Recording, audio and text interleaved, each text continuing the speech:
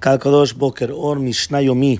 This is Masechet Bava Kama Perek Daled Mishna Tet and Perek Hey Mishna Aleph. So Perek Daled, the fourth chapter, Mishna Tet, the ninth Mishnah says Misaro le Shomer Chinam. We're talking about that if a person comes and he gives it to a shomer chinam or a shoel noseh sachar u'sucher, so he gave it to an unpaid custodian, to a borrower, to a paid custodian, and to a renter, nichnesu tachad ba'alim, they become in place of the owners, which means that whatever the owner was obligated, now they're obligated. Muad mishalem nezek shalem v'tam mishalem chatzi nezek. So a muad will always pay full nezek, and a tam will pay half a nezek. Remember, a muad means a habituous gorer, an animal that always gored more than 3 times. Okay, now it says like this: If the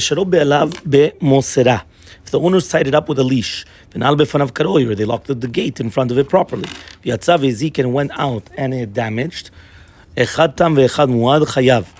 it's going to be a tam or a muad, it's going to be obligated to pay, whether it's going to be the half damages for a tam, full damages for a muad. These are the words of Rabbi Akiva. That means according to Shittat Rabbi Akiva, he wants to say that the owner must guard the animal in a superior manner in order to be freed from paying damages, and therefore, if he only just did it in the normal circumstances, he's still obligated.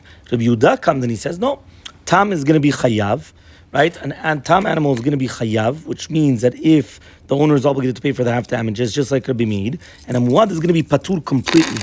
Shneemar, but it says in a pasuk, Velo ishmerenu be'alav v'shamu. Only he pays full damages if he didn't watch it. Here he did watch it, meaning the fact that he did do some type of a watching, so therefore he does not have to pay full damages. So again, Rabbi Yehuda agrees with Rabbi Meir that with a tam he's going to be chayav to pay half damages, but only to do the muad, machloket Rabbi Meir and Rabbi Yehuda. According to Rabbi Meir, you always need to watch it very, very, very well, and according to Rabbi Yehuda, even without guarding it well, right? Even if without, you're going to be exempt if you did guard it.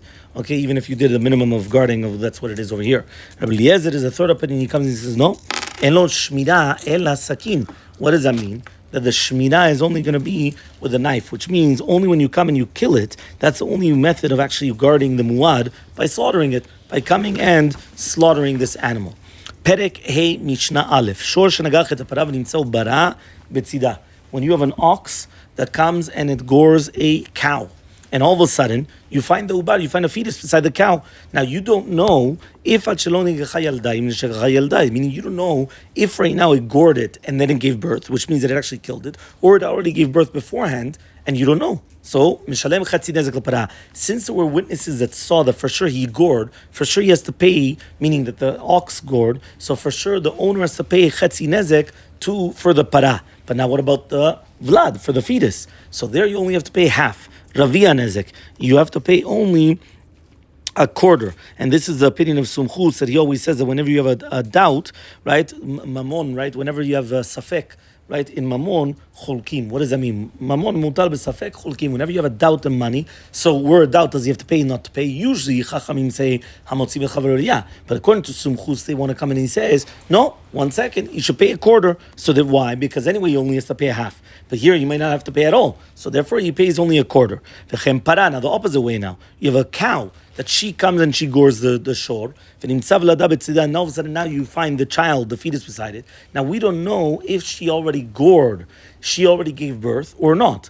Now what happens is that she has to pay from her body. Now the question is, if right now the fetus was part of her body, so you could also use the money of the fetus as well. So therefore he says, Mishalem chetzi nezek me'apara, you could pay half the nezek from the para, and if it's going to be more than half the nezek from the para, now you could still use also a quarter of the nezek from the vlad, which means, remember that a muad pays from even more than its body. A muad will pay even from aliyah, from everything, from the property of the owner.